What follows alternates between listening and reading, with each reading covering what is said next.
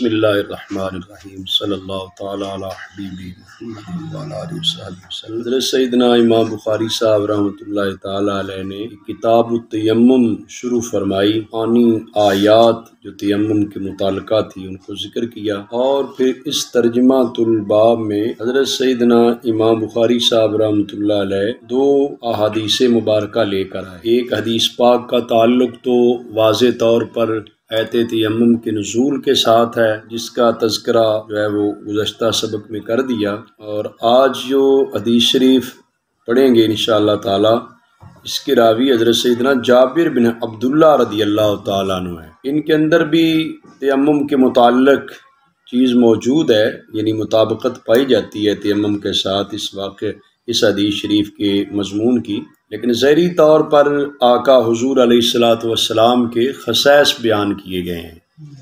नबी पाक सल्लल्लाहु अलैहि वसल्लम ने इरशाद फरमाया, उतीतु खम्सन लम युअतहुन्ना अहदुन क़ब्ली। नबी करीम सल्लल्लाहु अलैहि वसल्लम ने फरमाया, मुझे 5 ऐसी खुसूसियात अता की गई जो मुझसे पहले किसी को भी अता नहीं की गई। अब नबी करीम सल्लल्लाहु अलैहि वसल्लम के खसाइस की जब बात करते हैं तो हदीस शरीफ में 3 खसाइस का जिक्र भी है, 5 का भी है, 6 का भी है, 12 का भी है, समझ आ रही है, 60 तक भी है। मुख्तलिफ जो है ना और खसाइस बयान किए गए, जिस तरह की ज़रूरत थी उसके मुताबिक आका हुज़ूर अलैहिस्सलातु वस्सलाम ने बयान फरमाए। वैसे तो अल्लाह तबारक व तआला ने आपको जो औसाफ अता फरमाए, कमालात अता फरमाए, जो खसाइस अता फरमाए, उनकी कोई गिनती नहीं है, वो इहाता शुमार में नहीं आ सकते। इस तरह अल्लाह हज़रत अज़ीम उल बरकत इमाम शाह अहमद रिज़ा ग़बरेलवी रहमतुल्लाह अलैह ने फरमाया, सरवर कहूँ कि मालिक व मौला कहूँ तुझे, बाग़े खलील का गुले ज़ेबा कहूँ तुझे, तेरे तो वस्फ़ ऐबे तनाही से हैं बरी। औसाफ जो हैं वो गिनती में शुमार में नहीं आते, तेरे तो वस्फ़ ऐबे तनाही से हैं बरी। हैरान हूँ मेरे शाह मैं क्या क्या कहूँ तुझे, कह लेगी सब कुछ तेरे सनाखा की खामोशी, चुप हो रहा है कह के मैं क्या क्या कहूँ तुझे, लेकिन रिज़ा ने ख़त्मे सुखन इस पे कर दिया, खालिक का बंदा खल्क का आका कहूँ तुझे। इसमें भी आला हज़रत रहमतुल्लाह अलैह ने आपके औसाफ, आपके खसाइस की बात जब की, कमालात की, तो आपको अल्लाह ने ऐसे औसाफ अता फरमाए जो इहाता शुमार में नहीं आ सकते। उर्दू अदब का बहुत बड़ा नाम है गालिब शायर, उसने भी बाकी तो बड़ी शायरी की, अपने लिहाज से बहुत बड़ा नाम कमाया, लेकिन जब नाते नबी सल्लल्लाहु अलैहि वसल्लम लिखने पे आया तो आखिर में यही शेर लिख कर बात ख़त्म करता है, गालिब सनाए ख्वाजा बयज़दा गुज़ाश्तेम, कहाँ ज़ाते पाक मर्तबा दाने मोहम्मद सल्लल्लाहु अलैहि वसल्लम। नबी पाक सल्लल्लाहु अलैहि वसल्लम की सना जो है वो अल्लाह ताला के सुपुर्द करते हैं, वही हुजूर का मर्तबा और मकाम जानने वाला है। जब हमें आपका मर्तबे मकाम से यगाई पूरी नहीं है तो हम कैसे आपकी तौसीफ़ का हक अदा कर सकते हैं। तो बहरहाल मैं अर्ज़ कर रहा था कि ये जितनी अहादीस मुबारका में खसाइस जिक्र किए, जो खुसूसियात हैं, औसाफ कुछ और चीज़ होती है, उन औसाफ में खुसूसियात जो होती हैं वो और चीज़ होती हैं। तो नबी पाक सल्लल्लाहु अलैहि वसल्लम ने जो ज़िक्र फरमाई वो खमसन का ज़िक्र इस रवायत में आया, सित्तन का भी है और बाज़ में 3 का भी है, इसी तरह बाज़ में 12 का भी है, और बढ़ती बढ़ती जो है आले इल्म ने इसके अंदर जो है वो इजाफ़ा करते हुए 60 खसलतन भी बयान किया है, जो कि हज़रत अबू सईद नेशापुरी ने शरफ़ुल मुस्तफ़ा सल्लल्लाहु अलैहि वसल्लम किताब के अंदर बयान फरमाया, अन्नल्लज़ी इख्तस्सा बिही नबियुना सल्लल्लाहु अलैहि वसल्लम मिन बैनि साइरिल अंबिया अलैहिमुस्सलाम 60 खसलतन। कितनी खसलतें हैं? 60 खसलतें जो हमारे नबी पाक सल्लल्लाहु अलैहि वसल्लम जिनके साथ जो है वो मुख्तस हैं, आका हुजूर अलैहिस्सलातु वस्सलाम के साथ ख़ास है। बहरहाल इससे मतलब यही है कि आपको जो खसाइस अता फरमाए गए वो सारे इकट्ठे बयान नहीं किए गए, समझ आ रही है? हाँ, ज़रूरत के तहत बयान किए गए, और ये जो अदद का जिक्र है اس عدد کے مفہوم کا بھی لینا اور یہ سمجھ لینا کہ مفہوم عدد جو ہے صرف یہی کچھ ہے اور کچھ نہیں ہے، یہ ٹھیک نہیں ہے، سمجھ آ رہی ہے؟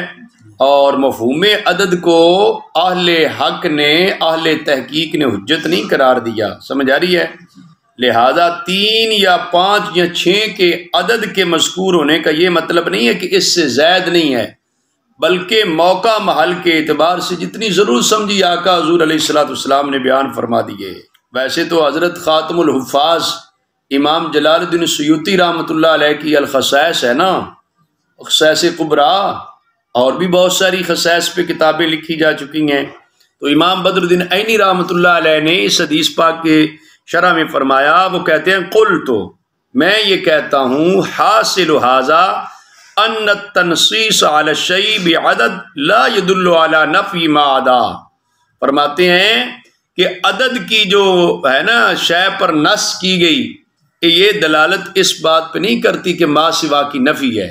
5 کہا گیا تو اس کا یہ مطلب نہیں ہے کہ اس کے علاوہ نہیں ہے، 6 کہا گیا تو اس کا یہ مطلب نہیں ہے کہ اس کے علاوہ نہیں ہے، اور بھی آپ کے خصائص موجود ہیں۔ اور جو حضور علیہ السلام نے فرمایا لم یؤتہن احد قبلی، مجھ سے پہلے کسی کو عطا نہیں کیے گئے، اس سے مراد یہ ہے کہ یکجا یعنی اکٹھے کسی کو عطا نہیں کیے گئے، اور ان خصوصیات میں بعض ایسی خصوصیات ہیں جو اللہ تعالیٰ کے بعض دیگر رسولوں کو بھی عطا کی گئی ہیں، لیکن انفرادی طور پر آقا حضور علیہ السلام کی ذات گرامی میں ساری وہ خصائص اور خصوصیات، صفات جو ہیں دیگر انبیاء رسول علیہ السلام کو جو کمالات عطا کیے گئے، وہ سارے کے سارے اللہ تعالیٰ نے ذات مصطفیٰ صلی اللہ علیہ وسلم میں جمع فرما دیے۔ جس طرح کہا گیا اس نے یوسف دم عیسیٰ ید بیضا داری، اس نے یوسف دم عیسیٰ ید بیضا داری، آنچے خوباں ہما دارند تو تنہا داری۔ جو یہ سارے کمالات والے لوگ کمالات علیحدہ علیحدہ رکھتے تھے، اے پیارے محبوب علیہ السلام آپ تنہا وہ سارے کمالات رکھتے۔ اور اہل علم نے فبہداہ مقتدی کے تحت بھی جو قرآنی آیت ہے اس کے تحت بھی یہی فرمایا، جو پہلے انبیاء اور رسول علیہ السلام کو حسن و خوبی اور کمال نصیب ہوا، وہ تمام کا تمام ذات رسول صلی اللہ علیہ وسلم میں جمع کر دیا گیا۔ بار سرکار دو عالم صلی اللہ علیہ وسلم نے ارشاد فرمایا کہ مجھے 5 خصوصیات عطا فرمائی گئی جو مجھ سے پہلے کسی کو عطا نہیں کی گئی۔ ان میں سے آپ نے فرمایا نصرت بالرعب مسیرۃ شہر، 1 مہینے کی مسافت سے مجھے رعب دے کر جو ہے نا دشمنوں پر، میرے مخالفین پر، دشمنوں پر مجھے رعب دے کر میری مدد کر دی گئی ہے، میری آقا حضور علیہ السلام نے فرمایا 1 مہینے کی مسافت سے، ایک روایت میں تو آتا ہے نصرت بالرعب شہرا امامی و شہرا خلفی، کہ 1 مہینے کی مسافت پر میرے آگے اور 1 مہینے کی مسافت پر میرے پیچھے، جو کچھ ہے اس کے درمیان جو کچھ بھی ہے میرے دشمن ہیں ان کے دلوں میں اللہ تعالیٰ نے میرا رعب ڈال دیا ہے۔ ہیں وہ اتنا دور بیٹھے ہوئے لیکن پھر بھی ڈر رہے ہیں، ابھی آئیں گے، ابھی حملہ ہوگا، ابھی مر جائیں گے، سمجھ آ رہی ہے؟ اتنا دور ہوتے ہوئے بھی دشمنوں کے دلوں پر جو ہے اللہ تعالیٰ کے پیارے حبیب علیہ السلام کا رعب طاری ہے۔ اور شارحین تو فرماتے ہیں شہرن کی قید اعتراضی نہیں ہے، واقعی ہے کہ اس وقت واقع کے لحاظ سے 1 مہینے کی مسافت کے دور جو ایریا بنتا ہے، اتنے ایریے میں ہی حضور کے دشمن تھے، اس کے بیر تھے ہی نہیں۔ اگر یہ کہا جائے تو مطلب یہ نکلا کہ جہاں جہاں حضور کے دشمن ہوں گے ان کے دلوں میں رسول اللہ صلی اللہ علیہ وسلم کا رعب موجود ہوگا، سمجھ آ رہی ہے؟ ہاں، صرف یہ ہے کہ اس زمانے میں 1 مہینے کی مسافت سے تھے، اگر کوئی 1000 مہینے کی مسافت سے بھی ہو، سمجھ آ رہی ہے؟ آقا حضور علیہ السلام کا رعب اس میں باقاعدہ طور پہ موجود ہوگا۔ یہ حضور کو شان عطا فرمائی گئی ہے کہ آقا حضور علیہ السلام کی مدد کر دی گئی، دشمنوں پر رعب اتنا۔ میں تو سمجھتا ہوں کہ جو رسول اللہ صلی اللہ علیہ وسلم کے سچے غلام بن جائیں، حضور علیہ السلام سے وفا کریں، محبت کریں، حضور علیہ السلام کے دین پر عمل کریں، اللہ تعالی حضور کے صدقے ان کو بھی یہ روب کی دولت عطا فرما دیتا ہے کہ ان کا بھی غیروں پر روب موجود ہوتا ہے۔ بات آگی سمجھ؟ آل حق اگر آل حق رہیں تو اللہ تعالی حضور کے صدقے، حضور کی غلامی کے صدقے انہیں بھی یہ فیضان نصیب ہو جاتا ہے کہ ان کا روب بھی دشمنوں پر طاری ہوتا ہے۔ اور یہ پہلی خصوصیت کا ذکر فرمایا، اور دوسرا فرمایا وَجُعِلَتْ لِيَ الْأَرْضُ مَسْجِدًا وَطَهُورًا، حضور علیہ السلام نے فرمایا میرے لیے روئے زمین کو مسجد اور طہور بنایا گیا، مسجد اور نماز کی جگہ بنا دیا گیا، روئے زمین پہ جہاں چاہے نماز پڑھ لیں۔ اگر ظاہری نجاست کوئی نہ ہو، نماز کے لیے جو رکاوٹ ہوتی ہے وہ کوئی نہ ہو، تو پھر جہاں کہیں دنیا میں چاہے بندہ نماز کے وقت آ جائے تو نماز ادا کر لے۔ اچھا نماز تو پڑھ لے، لیکن نماز کے لیے کیا چاہیے ہوتا ہے؟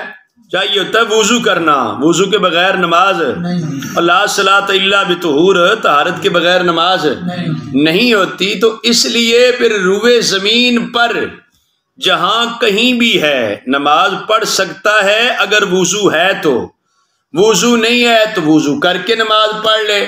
بھئی اگر پانی دستیاب نہ ہو تو پھر روئے زمین کو اللہ تبارک و تعالیٰ نے پاک کرنے والا بھی بنایا ہے۔ حضور کے مبارک قدموں کی برکت سے روئے زمین کو پاک بھی بنا دیا اور پاک کرنے والا بھی بنا دیا۔ سمجھ آ رہی بھئی؟ یہ حضور کے دم قدم سے آئی ہے اتنی عظمت کہ روئے زمین نماز کے لیے پاک بنا دی گئی، نماز پڑھ سکتے ہیں جہاں کہیں بھی پڑھنا چاہے اگر کوئی اور رکاوٹ نہ ہو۔ اور دوسرا یہ ہے کہ اگر وضو کے لیے پانی دستیاب نہیں ہے، تیمم کی شرائط پائی جاتی ہیں، تو وہاں پر کیا ہے بھائی؟ تیمم کر کے مٹی کے ساتھ جو ہے پھر بھی نماز پڑھی جا سکتی ہے۔ یہ سرکار دو عالم صلی اللہ علیہ وآلہ وسلم کی ذات گرامی نے ارشاد فرمایا کہ میرے لیے روئے زمین کو مسجد اور طہور بنا دیے۔ موضع ترجمہ ہے، یہ بین السطور لکھا ہے نا، اور مٹی کو کیا بنا دیا گیا؟ زمین کو طہور بنا دیا گیا، پاک کرنے والی بنا دیا گیا۔ پتہ چلا پھر تیمم سے پاکی حاصل ہو جاتی ہے۔ تو حضور نے فرمایا فَأَيُّمَا رَجُلٍ مِّنْ أُمَّتِي أَدْرَكَتْهُ الصَّلَاةُ فَلْيُصَلِّ، میرے امتی کو جہاں کہیں بھی نماز کا وقت ہو جائے نماز پڑھ لے، چاہیے کہ نماز پڑھ لے۔ بیٹا پہلے لوگوں کے لیے یہ سہولت نہیں تھی، یہ سہولت حضور کے صدقے حضور کی امت کو نصیب ہوئی ہے۔ جہاں پہ پانی نہ ہو تیمم کر لے، تیمم مٹی سے کر لے، زمین سے کر لے، یہ زمین کی جنس سے کر لے۔ ہر وہ چیز جو آگ سے جل کر راکھ نہ ہوتی ہو اور آگ کے اثر سے پگھلتی بھی نہ ہو اور نرم بھی نہ ہوتی ہو، ایسی جو چیز ہوتی ہے وہ جنس سے زمین کہلاتی ہے۔ زمین سے بھی کیا جا سکتا ہے تیمم، زمین کی جنس سے بھی کیا جا سکتا ہے۔ اگر ایسی جگہ پر ہے جہاں پتھر ہے، زمین ہی نہیں ہے، تو وہاں پہ کیا پہاڑوں پر ہے ایک ایسی جگہ پہ اور کوئی چیز نہیں، تو وہاں پتھروں پر ہی تیمم کر سکتے ہیں، اس لیے کہ وہ کیا ہے؟ جن سے زمین سے ہیں۔ یہ ترجمہ الباب کے مطابق اس حدیث پاک کے حصے کی۔ اچھا آگے ارشاد فرمایا وَأُحِلَّتْ لِيَ الْمَغَانِمُ وَلَمْ تَحِلَّ لِأَحَدٍ قَبْلِي، نبی پاک صلی اللہ علیہ وآلہ وسلم نے فرمایا میرے لیے مال غنیمت حلال کیا گیا، مجھ سے پہلے کسی کے لیے حلال نہیں کیا گیا۔ یہ سرکار دو عالم صلی اللہ علیہ وسلم کی شان ہے۔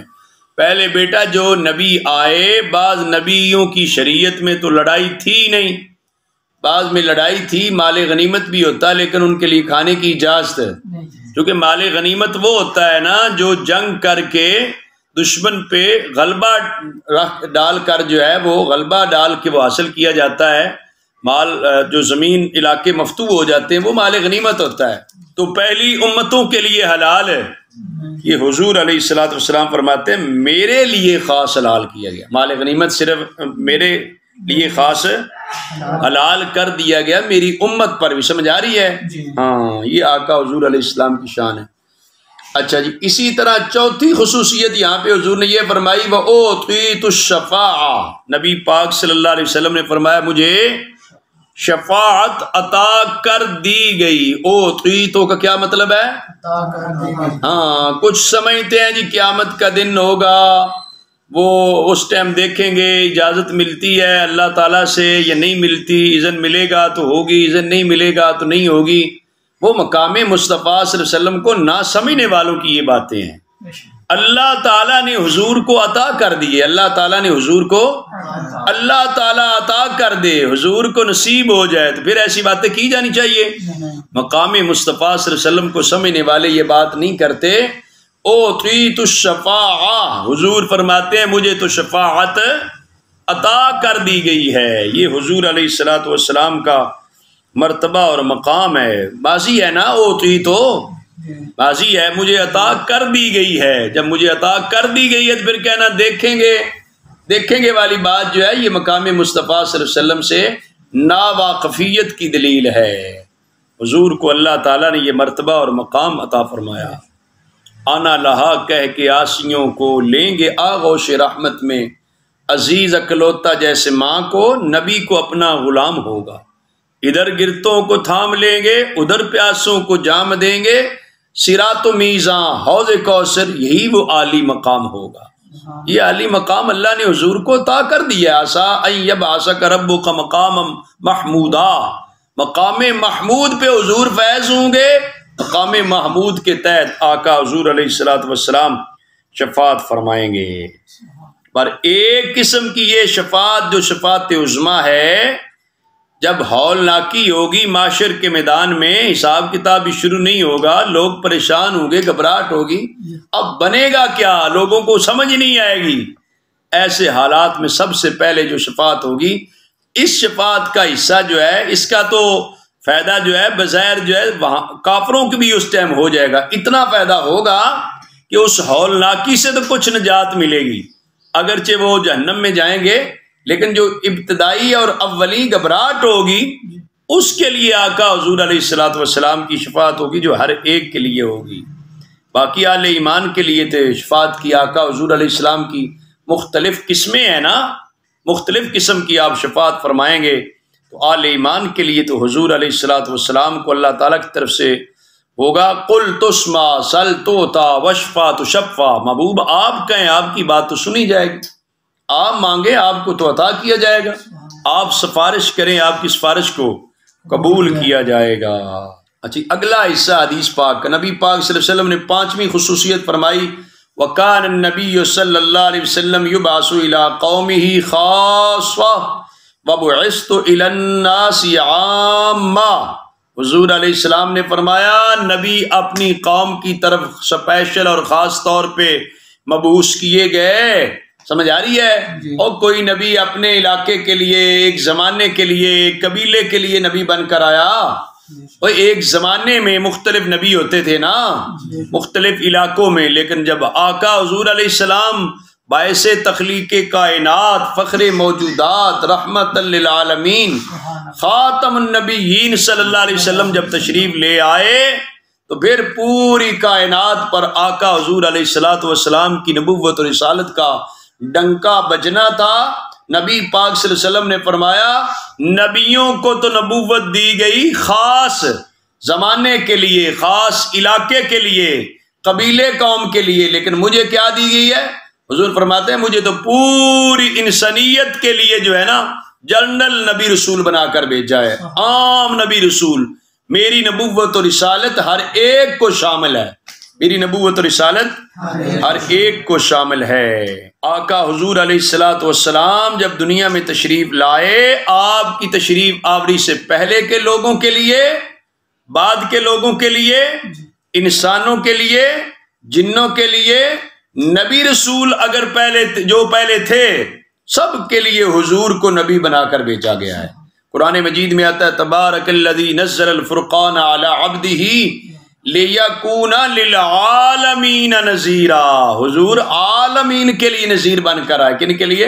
عالمین، سارے عالمین کے لیے آپ رحمت ہیں، عالمین کے لیے آپ نذیر ہیں۔ نذیر کا معنی تو وہ یہ ہوتا ہے نا نبوت اور رسالت کا پیغام دے کر لوگوں کو جہنم سے ڈرانے والا، سمجھ آ رہی ہے؟ اس سے یہ بات مفہوم ہوتی ہے، سمجھی جاتی ہے کہ آقا حضور تو ساری کائنات کے لیے، سمجھ آ رہی ہے، اللہ عز و جل کے ما سوا تمام موجودات کے لیے حضور علیہ الصلوۃ والسلام کی نبوت اور رسالت اتنی عام اور اتنی اعلیٰ حضور کو نبوت اور رسالت ملی ہے، اس کا دائرہ کار اس قدر وسیع ہے کہ کائنات کا، مخلوقات کا ہر فرد اس کے اندر آ جاتا ہے، سمجھ آ رہی ہے؟ یہ نبی پاک صلی اللہ علیہ وسلم کی شان گرامی ہے۔ یہ نبی پاک صلی اللہ علیہ وآلہ وسلم نے اس ارشاد گرامی میں 5 خصوصیات کا ذکر فرمایا، باقی میں نے عرض کر دیا کہ آپ کی خصوصیات اس سے بھی کہیں زیادہ ہیں، صرف یہ ہے کہ یہاں پر موقع محل کی مناسبت سے کہیں پہ 5 بیان فرما دی، کہیں پہ 6 بیان فرما دی، کہیں پہ کچھ اور بیان فرما دی، لیکن آپ کی خصوصیات بہت زیادہ ہیں۔ اگلا باب جو قائم فرمایا امام بخاری صاحب رحمۃ اللہ علیہ نے، اذا لم یجد ماء ولا ترابا، پانی نہ پائے اور مٹی نہ پائے، پانی اور مٹی، ہاں، اس کے تحت جو روایت لے کر آئے حضرت ام المؤمنین عائشہ صدیقہ رضی اللہ عنہا سے کہ انہوں نے اپنی ہمشیرہ حضرت اسماء رضی اللہ عنہا سے ہار ادھار مانگا، ادھار لیا، فہلکت، وہ گم ہو گیا، غائب ہو گیا، تو رسول اللہ صلی اللہ علیہ وسلم نے ایک شخص کو بھیجا، انہوں نے اس ہار کو پا لیا، نماز کا وقت ہو گیا، تو نہ ان کے پاس پانی تھا، اس کے پاس پانی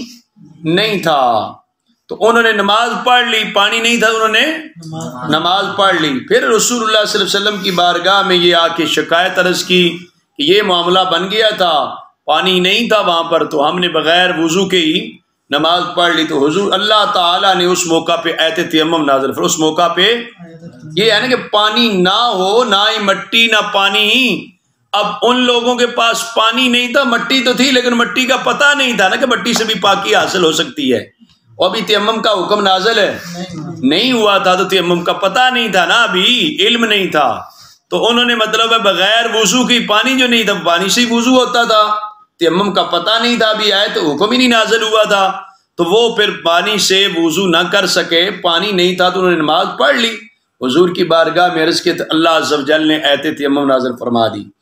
حضرت اسید بن حضیر رضی اللہ تعالیٰ عنہ فرمانے لگے حضرت ام المؤمنین سیدہ عائشہ صدیقہ رضی اللہ عنہا سے، جزاک اللہ خیرا، اللہ تعالیٰ اے عائشہ آپ کو جزائے خیر عطا فرمائے، فواللہ ما نزل بک امر تکرہین الا جعل اللہ ذالک لک وللمسلمین فی خیرا، اے عائشہ اللہ عز و جل تیرے ساتھ کو ایسا معاملہ جو بظاہر ناگوشگوار ہے، وہ واقعہ بھی اگر پیش ہو جائے تو اللہ تعالیٰ اس واقعہ کو آپ کے لیے اور تمام مسلمانوں کے لیے خیری بنا دیتا ہے۔ اللہ اکبر، یہ شان ہے سیدہ عائشہ صدیقہ رضی اللہ عنہا کی کہ بظاہر معاملہ تکرہین والا ہے، سمجھ آ رہی ہے، لیکن اس کے اندر اللہ تعالیٰ نے اتنی برکت پیدا فرما دی کہ تیرے لیے بھی تمام آل اسلام کے لیے بھی خیر رکھ دی ہے۔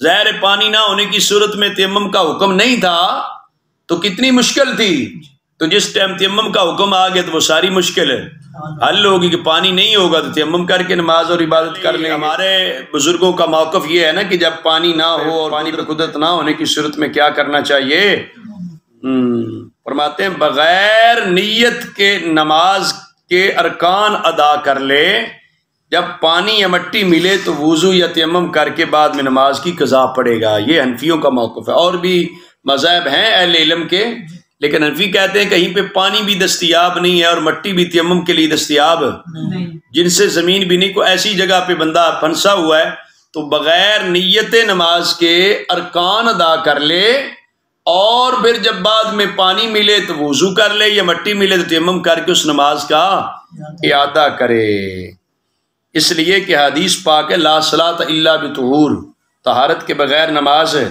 نہیں ہوتی۔ تو اب یہ صرف جو ہے نا بغیر نیت کے ارکان نماز کی ادائیگی کرنا، یہ تو ایسے شکل و صورت بنانا ہی ہے نا نماز کی، جیسے جو شخص جس پہ روزہ مطلب ہے روزہ فرض نہ ہوا یا فرض تھا آگے وہ ٹوٹ گیا، اب باقی دن گزارنا ہو تو کہا جاتا ہے نا وہ روزے دار کی طرح ہی گزارے، روزے دار کی طرح ہی گزار لے، تو اسی طرح یہ بغیر نیت نماز کے ارکان کی ادائیگی۔ بہرحال اس حدیث شریف میں سیدہ عائشہ صدیقہ رضی اللہ عنہ کا مرتبہ اور مقام بھی معلوم ہوتا ہے۔ حضرت اسید نے فرمایا کہ اللہ تعالیٰ تجھے بہترین جزا عطا فرمائے، اللہ کی قسم جب بھی آپ کے ساتھ کوئی ناخوشگوار حادثہ پیش آتا ہے تو اللہ تعالیٰ اس میں آپ کے لیے اور تمام مسلمانوں کے لیے بھلائی رکھ دیتا ہے۔ یہ ہے پاک لوگوں کی عظمت اور شان، سمجھ آ رہی ہے؟ ان سے ہمیشہ کیا ملتی ہے؟ بھلائی ملتی ہے۔ اللہ تبارک و تعالیٰ مجھے اور آپ سب کو عمل کی توفیق دے۔